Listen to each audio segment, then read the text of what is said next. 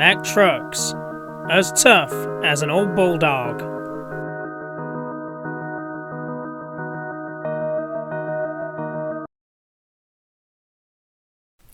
Mack trucks. In 1893, Fulsen and Barry, wagon makers, is bought out by the Mack brothers. After Jack Mack had started work with them in 1890, William Mack, who had been running a wagon building business in Pennsylvania, joins his brothers in 1894, and they begin to concentrate only on wagon building.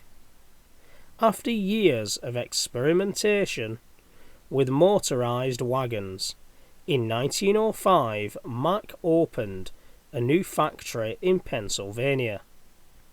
The business branched into building buses and fire engines. The Mack L series was produced from 1940 to 1956, except for the war years.